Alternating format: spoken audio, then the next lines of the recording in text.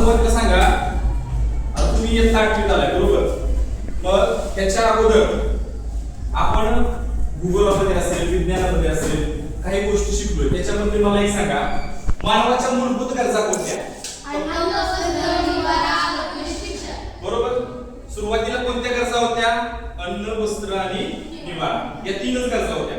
परंतु आताच्या काळामध्ये या शिक्षण आणि आरोग्य या दोन गोष्टी अतिशय मूलभूत झालेल्या आहेत. बरोबर.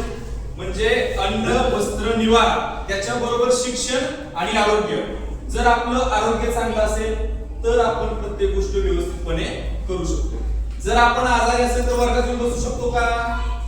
बसू शकता का तुम्ही? आजारी असेल तर वर्गात? आणि प्रत्येक गोष्ट करत असताना म्हणजे अन्न असू द्या, वस्त्र असू द्या, निवारा असू द्या, आरोग्य असू द्या आणि शिक्षण असू द्या, या ज्या गरजा आहेत या पूर्ण करण्यासाठी मनुष्य जीवनभर धडपडत असतो. बरोबर. अन्न घरामध्ये आपल्या येण्यासाठी आपले आई वडील किती कष्ट करतात सांगा? करतात का नाही? काय तर घरात येतंय, काय करावं लागतं सांगा मला? अन्न पिकवण्यासाठी काय करावं लागतं? शेती करावी लागते. बरोबर. शेतीमध्ये काय काय कामं करावं लागतात? पेरणी असेल, सुरुवातीला तर पेरणी करतो का आपण? सुरुवातीला काय करतो? नांगरतो, नंतर पाळी घालतो, नंतर काय करतो? पेरणी करतो. पेरणी केल्यानंतर काय करतो? खुरपणी असते, है ना? खुरपणी असते ना, त्याला काय म्हणता तुम्ही? तण आलेलं जे असते, तणनाशक मारलं असेल किंवा खुरपणी म्हणतो आपण. तुम्ही काय म्हणता? खुरपणीचा. खुरपणी झाल्यानंतर काय करतो आपण? पाणी देतो, त्याला खत टाकतो आणि ते ज्यावेळेस पीक तयार होईल त्यावेळी त्या पिकाची कणसं येणार ती काय करतो आपण? काढतो. त्या कणसापासून ज्वारी असेल, बाजरी असेल किंवा गहू जर असेल तर त्याला डायरेक्ट मशीनने देतात. मशीनने डायरेक्ट होतंय आणि एवढी सगळी प्रोसेस झाल्यानंतर या ते तयार काय होतं मला सांगा? अन्न तयार होतं का? काय तयार होतं? ते धान्य. काय तयार होतं? धान्य. आणि ते धान्य तुम्ही ज्यावेळी पिठाच्या गिरणीतून दळून आणा, बरोबर आहे ना? का घरी दळता तुम्ही? ज्याच्या घरी पिठाची गिरण असेल तो घरी दळेल, परंतु ज्याच्या घरी गिरणी नसेल तो कुठे जातो? दळण करून आणायला पिठाच्या गिरणीकडे घेऊन जातो. ते दळण करून आणल्यानंतर घरी काय करता तुम्ही? पीठ मळता. कसं मळता? कुठलं पीठ मळता सांगा? गव्हाचं पीठ. बाजरीचं काय करता? म्हणून लगेच. म्हणजे प्रत्येक पदार्थ तयार करण्याची पद्धत वेगळी. मग मला सांगा, ज्यावेळेस तुम्ही गव्हाचं पीठ मळत असता त्यावेळी तुम्ही काय काय टाकता त्याच्यामध्ये? पाणी, मीठ, तेल, मीठ. जर तुम्ही त्या गव्हाच्या पिठामध्ये जर मीठ टाकलं नाही तर त्या चपातीला चव येईल का? चपाती चांगली लागेल का? म्हणजे जेवढं तुम्हाला अन्न महत्वाचं आहे त्या अन्नाला चविष्ट बनवणारं पदार्थ देखील तेवढंच महत्वाचे आहे. जर तुम्ही भाजी केली आणि भाजीमध्ये नुसती चटणी टाकली, मीठ टाकलंच नाही, चालेल का? म्हणजे मिठाशिवाय अन्नाला चव येत नाही.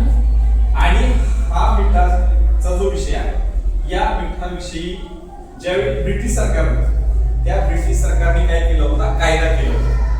हे जे मीठ आहे त्या मिठावरती त्यांनी काय केलं? कर लावला. कर म्हणजे काय? तर एखादी त्याच्याकडून काय घेणं रक्कम त्या वस्तूवरती खरेदी करताना, आता आपण जीएसटी म्हणतो ना, जीएसटी ऐकता ना तुम्ही? जीएसटी आहे, या वस्तूवर जीएसटी 4%, या वस्तूवर 10%, सोन्यावरती 12%. ऐकता का तुम्ही? ऐकताय नाही? जीएसटी हा शब्द ऐकलाय का? तर तो जीएसटी जो आहे आताचा तो त्यावेळी कर, त्याला काय म्हणतात?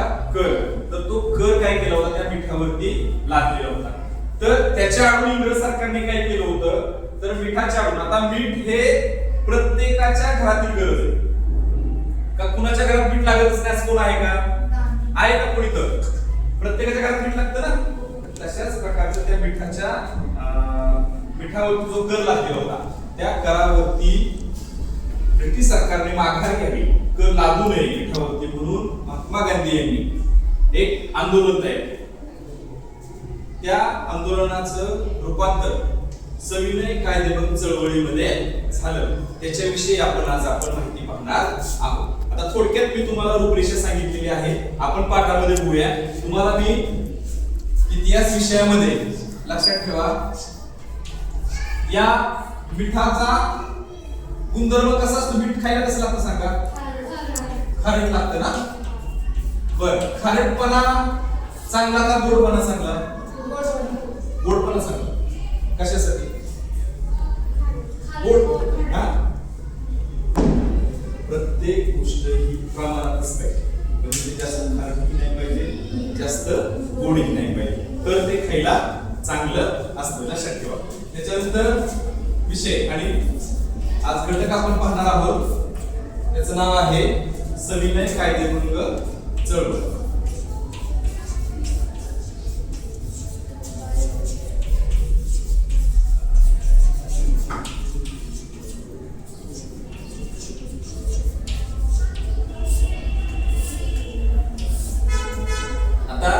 या घटकामध्ये मी थोडक्यात तुम्हाला सांगणार आहे, जास्त तुम्हाला डीप मध्ये शिकवत बसणार नाही. हा, थोडक्यात तुम्ही समजून घ्या, फक्त समोर लक्ष द्या, तुम्हाला परत वाचायची गरज लागणार नाही, गॅरंटी आहे.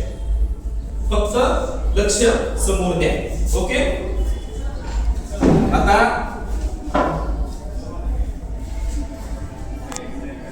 लाहोर अधिवेशनात संपूर्ण स्वातंत्र्याचा ठराव संमत झाल्यावर महात्मा गांधींनी सविनय कायदेभंग करण्याचा निर्णय घेतला.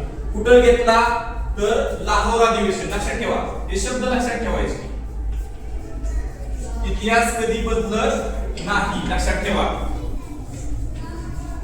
ज्यावेळी हे लाहोरचं अधिवेशन झालं, या लाहोरच्या अधिवेशनामध्ये संपूर्ण स्वातंत्र्याचा ठराव संमत झाला. कशाचा? संपूर्ण स्वातंत्र्याचा ठराव. लक्षात ठेवा, संपूर्ण स्वातंत्र्य म्हणजे त्यावेळी आपल्या भारतावरती कुणाचं राज्य होतं? इंग्रजांचं, ब्रिटिशांचं. त्या काळातली ही गोष्ट आहे. म्हणजे ज्यावेळी ब्रिटिश सरकारने आपल्या भारतावरती जवळजवळ असं सांगितलं होतं की 150 वर्ष राज्य केलं, आणि त्या 150 वर्षाच्या कालखंडामध्ये त्यांनी भारतीय लोकांवरती जो अन्याय केला किंवा जे कर लागले त्यांच्याकडून, म्हणजे त्यांची अमानुषपणे त्यांना वागणूक दिली, त्या सगळ्या गोष्टींचा या ठिकाणी या सविनय कायदेभंगाच्या माध्यमातून गांधीजींनी, महात्मा गांधीजींनी या ठिकाणी चळवळ उभी केलेली होती. त्याच्यामध्ये पहिला मुद्दा आहे तो लाहोर अधिवेशन. याच्यामध्ये जो ठराव संमत झाला होता, कोणता ठराव संमत झाला होता? संपूर्ण स्वातंत्र्याचा. मग हा स्वातंत्र्याचा जरी ठराव संमत झाला तरी त्या ठिकाणी सविनय कायदेभंग चळवळ करण्याची योजना महात्मा गांधीजींनी आखलेली होती. ही चळवळ सुरू करण्याआधी गांधीजींनी ब्रिटिश सरकारकडे विविध मागण्या केल्या होत्या. म्हणजे ही चळवळ अशी सुरू झाली का? नाही. तर ही चळवळ सुरू करण्यापूर्वी महात्मा गांधीजींनी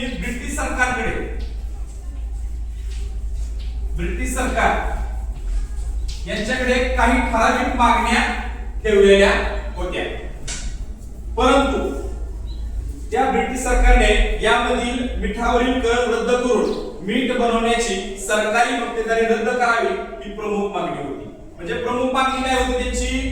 तर मिठावरती जो कर आहे, मिठाचा कर, तो कर काय करावा? रद्द करावा. ही त्यांची काय होती? प्रथम मागणी होती. मग एक लक्षात घ्या, परंतु सरकारने गांधीजींच्या मागण्या फेटाळून लावल्यामुळे गांधीजींनी कायदा मोडून देशभर सत्याग्रह करण्याचे, म्हणजे ज्यावेळी लाहोरचे अधिवेशन झालं त्या ठिकाणी संपूर्ण स्वातंत्र्याचा ठराव संमत झाला, परंतु हा ठराव संमत होत असताना ब्रिटिशांकडे काही मागण्या केल्या गेल्या. म्हणजे ब्रिटिश सरकारकडे आपल्या भारतीय लोकांनी काही मागण्या ठेवल्या. त्याच्यामध्ये प्रमुख मागणी कोणती होती? तर मिठाचा जो करार आहे, मिठावरती जो तुम्ही कर लावलेला आहे, तो कर तुम्ही काय करा? पहिल्यांदा रद्द करा. कर काय करा? रद्द करा. आणि कर जर रद्द केला नाही तर आम्ही काय करू? मग त्याला एक कायदेशीर रूप देऊन त्याच्याविषयी चळवळ उभी करू, असं गांधीजींनी त्यावेळी ब्रिटिश सरकारला सांगितलेलं होतं. परंतु त्यासाठी आता मग गांधीजींनी मिठाचा सत्याग्रह करण्याचं ठरवलं. लक्षात घ्या, आता मीठ हा जनतेच्या आहारातील महत्त्वाचा घटक आहे. त्यामुळे मिठासारख्या जीवनावश्यक वस्तूवर कर लादणे अन्यायकारक होते. त्यामुळे गांधीजींनी मिठाचा सत्याग्रह केला. गांधीजींनी कशाचा सत्याग्रह केला? मिठाचा. लक्षात ठेवा, हे तुम्हाला एमपीएससी ला सुद्धा प्रश्न विचारले जातात, तुमच्या स्कॉलरशिपला प्रश्न विचारले जातात. त्यामुळे ह्या गोष्टी लक्षात ठेवायच्या. गांधीजींनी कशाचा सत्याग्रह केला? मिठाचा सत्याग्रह केला. मिठाचा सत्याग्रह हा प्रतिकात्मक होता. प्रतिकात्मक म्हणजे काय? तर मीठ हे फक्त दाखवण्यापुरतं होतं, परंतु त्याच्यामध्ये भारतावरती इंग्रजांनी केलेल्या ज्या अमानुष पद्धतीने ज्या कारवाई होत्या त्या कारवाईचा विरोध करण्यासाठी खरं तर ही चळवळ उभी केलेली होती. म्हणून त्यांनी सांगितलं की हा जो मिठाचा सत्याग्रह होता तो प्रतिकात्मक होता. ब्रिटिश सरकारचे जुलमी व अन्यायकारक कायदे, हा महत्वाचा आहे, जुलमी व अन्यायकारक कायदे शांततेच्या व सत्याग्रहाच्या मार्गाने मोडायचे हा त्यामागचा प्रमुख हेतू होता. म्हणजे गांधीजींनी हा सत्याग्रह उभा करत असताना मिठाचं जरी आपल्याला समोर उदाहरण दिलं असलं तरी त्या ब्रिटिश सरकारने जे भारतावरती जे जुलमी व अन्यायकारक कायदे भारतावरती लावलेले होते ते शांततेच्या व सत्याग्रहाच्या मार्गाने मोडीत काढण्याचा त्यांचा काय होता? व्यापक हेतू होता. याच्यासाठी त्यांनी काय केलं तर मिठाचा सत्याग्रह करण्यासाठी गांधीजींनी गुजरातच्या समुद्र किनाऱ्यावरील दांडी या गावाची निवड केली. कोणत्या गावाची निवड केली? निवड कोणत्या गावाची केली सांगा? दांडी. आता लक्षात घ्या, गाव कोणतं? दांडी. आता ते कुठून निघाले बघा. मिठाचा सत्याग्रह करण्यासाठी गांधीजींनी गुजरातच्या समुद्र किनाऱ्यावरील दांडी या ठिकाणची निवड केली. 12 मार्च 1930 रोजी. लक्षात ठेवा, 12 मार्च 1930 रोजी ही दांडी यात्रा गांधीजींनी सुरू केली. आणि याच्यामध्ये गांधीजींचे सहकारी किती होते? 78 सहकारी. लक्षात ठेवा, हे मुद्दे लक्षात ठेवा. पहिले किती लोकांनी मिळून यात्रा चालू केली? दांडी यात्रा 78 लोकांच्या सहकार्यासह साबरमती आश्रमात चिपले बारामती आहे का नाही? ते चिपले साबरमती तुमची बारामती आहे ना? आहे का नाही? तशी त्यांची कोणते? साबरमती. जशी बारामती तशी साबरमती लक्षात राहील का तुमच्या? साबरमती येथील आश्रमातून ही यात्रेला सुरुवात केली. जशी तुमची बारामती फेमस आहे तशी ही साबरमती देखील दांडी यात्रेमुळे फेमस झालेली आहे. आणि ही दांडी यात्रा चालू असताना महात्मा गांधीजींच्या सोबतीला 78 सहकारी होते. किती होते? 78. आणि या 78 सहकाऱ्यांबरोबर साबरमती आश्रमातून महात्मा गांधी यांनी दांडीकडे जाण्यास ते निघाले. सुमारे 385 किलोमीटर 385 किलोमीटरचा प्रवास होता. म्हणजे साबरमती आश्रम ते दांडी किती किलोमीटरचा प्रवास होता? 385 किलोमीटरचा प्रवास होता. मार्गावरील अनेक गावांमधून त्यांनी भाषणे केली. म्हणजे हे जे 385 किलोमीटर जे चालले ते फक्त गप बसून गेले का? तर प्रत्येक गावात जेवायलाच भात खायचं राहिलं नक्की नीट बस सरळ बसायचं बाळा. मग हे जे 385 किलोमीटर जे आहे अंतर, हे अंतर चालत असताना जे 78 सहकारी त्यांचे होते त्या 78 सहकार्यांबरोबर ज्या ज्या गावामध्ये, आता इथून तुमचे पालखी जाते ना, कुठून कुठं थांबते सांगा मला? पालखी कोराळ्यात थांबते. कोराळ्यातून बारामती, बारामतीतून नाही, मागचं गाव कुठं असतं कोराळ्याच्या अगोदर? आता मला सांगा, ज्यावेळेस सोमेश्वर मध्ये पालखी थांबते त्यावेळी वेगळे दर्शनाला येतात, कोराळ्यामध्ये पालखी थांबते त्यावेळेस वेगळे दर्शनाला येतात, बारामतीमध्ये पालखी थांबते तसे वेगळे दर्शनाला येतात. तसंच ज्यावेळी ह्याची दांडी यात्रा निघाली त्यावेळी ज्यावेळेस ती सोमेश्वर मध्ये थांबेल त्यावेळेस ते वेगळे ऐकायला असायचे, ज्यावेळेस कोराळ्यात थांबतील त्यावेळेस वेगळे ऐकायला असायचे, ज्यावेळेस बारामतीत थांबतील त्यावेळेस वेगळे ऐकायला असायचे. म्हणजे असे 385 ते थांबले त्या ठिकाणी ते भाषण करत गेले. काय करत गेले? भाषण करत गेले, लोकांना समजावत गेले. तर आपल्या भाषणातून गांधीजींनी जनतेला निर्भय होऊन कायदेभंग चळवळीत सामील होण्याचे आवाहन केले.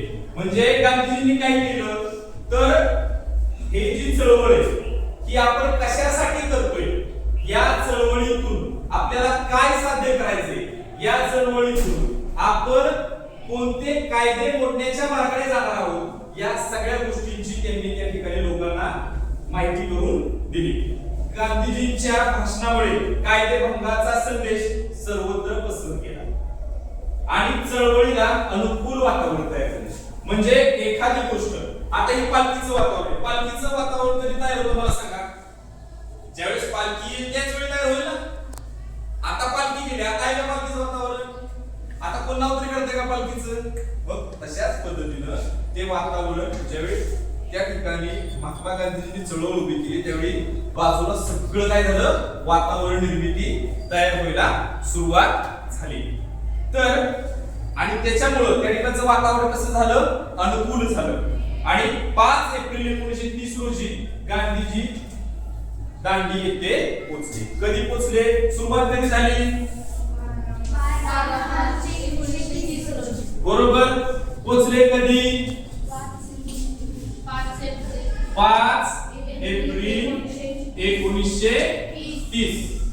लक्षात ठेवा, 5 एप्रिल 1930 ला पोहोचले. आणि 6 एप्रिल रोजी दांडीच्या समुद्र किनाऱ्यावरील मीठ उचलून गांधीजींनी मिठाचा कायदा मोडला आणि देशभर सविनय कायदेभंग चळवळ सुरू झाली. त्यांनी काय केलं? 5 एप्रिलला पोहोचले, त्या दिवशी पोहोचले असते, निवांत राहिले असते. आणि 6 एप्रिलला त्यांनी काय केलं? ही जी दांडी आहे, ह्या दांडी गावच्या जी समुद्र किनारा होता, काय होता? समुद्र किनारा. लक्षात ठेवा, लक्षात येते का तुमच्या नदी किनारा नाही, हा काय?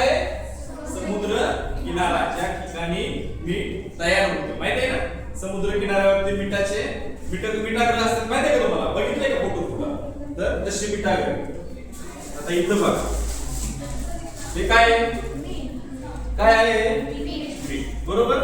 या मिठासाठी गांधीजींनी काय केलेलं आहे? कायदा केलेला आहे. या मिठावरती काय केलं होतं? इंग्रजांनी कर लादलेला होता. हे मिठ आता तुम्हाला 200-300 रुपये किलो मिळालं असतं जर याच्यावर कर असतं. लक्षात ठेवा. त्याच्यामुळं गांधीजींनी हे केलं, हे चांगलं आपल्यासाठी आहे. आणि 6 एप्रिल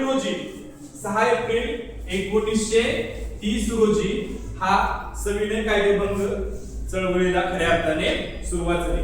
6 एप्रिलला गांधींनी काय केलं तर त्या ठिकाणी जे मीठ आहे, त्या दांडी या ठिकाणी समुद्र किनाऱ्यावर ते मीठ असं उचललं, म्हणजे हातामध्ये घेतलं आणि ते मीठ उचलून तो मिठाचा कायदा मोडला. आणि तेव्हापासून सविनय कायदेभंग चळवळ सुरू झाली. तुमच्या लक्षात आले? शिकवलेलं लक्षात आले का? नक्की. आता मी काय प्रश्न विचारत ते लक्षात उत्तर देणार तुम्ही नक्की मला? अजून तुम्हाला काय फळ्यावरचं बघायचं असेल बघून घ्या. मी पुसणार आहे म्हणून विचारणार आहे. तुम्हाला बघायचं असेल बघून घ्या. ओके, पुसू? आता हे दोघांना जास्त प्रश्न विचारणार आहे. पुसू का? या दोघांना जास्त कळलंय बरं का? पुसू? आता मला सांगा, महात्मा गांधीजींनी चळवळ उभी केली, बरोबर, सविनय कायदेभंगाची. त्या चळवळीची सुरुवात कुठून केली? सगळ्यांना नाही सांगायचं, हात वरती करायचं. कुठून चळवळ उभी केली? सुरुवात तू सांगा, कुठून केली? उभा राहायचं, उभा राहायचं. दांडी येथून, पण कुठून? दांडीतून कुठून? कुठून? हा सांगा.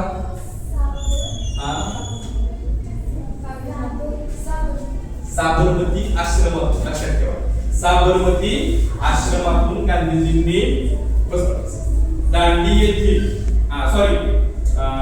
दांडी येथे जायचं होतं चळवळीला, पण सुरुवात कुठून केली? साबरमती येथील आश्रमातून केली. दुसरा प्रश्न, जी चळवळ जी दांडी यात्रा जी चालू केली ती करत असताना त्यांच्या बरोबर किती सहकारी होते? किती? 88. बरोबर.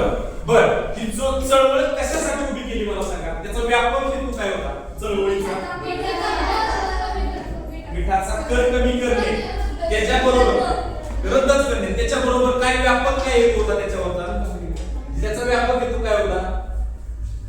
काय होता व्यापक हेतू? तर इंग्रज सरकारने जे जुलमी कायदे आणि ज्या समस्या तयार केल्या होत्या त्या रद्द करणे हा त्याचा काय होता? व्यापक हेतू होता. आलं लक्षात? त्याच्यानंतर मला सांगा, ही जी चळवळ आहे तिची सुरुवात कधी झाली?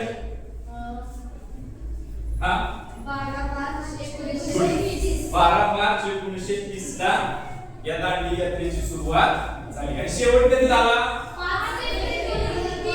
1930. आणि मिठाचा कायदा कधी मोडला? 6 एप्रिल 1930. या ज्या काही 4-5 गोष्टी आहेत हे तुम्हाला कधी जरी विचारलं तरी लक्षात ठेवा, कधी जरी विचारलं तरी या 4 ते 5 गोष्टी तुम्हाला आल्याच पाहिजे. त्यांचे सहकारी किती होते? सहकारी 78. किती किलोमीटरचा प्रवास होता? 385. आणि सुरुवात कुठून झाली? सुरुवात साबरमती आश्रमात. या गोष्टी लक्षात ठेवा. अशा पद्धतीनं सविनय कायदेभंग चळवळ आणि हा मिठाचा कायदा रद्द करण्यासाठी महात्मा गांधींनी प्रयत्न केले. आता मीठ घेऊन जाऊ नये माघारी.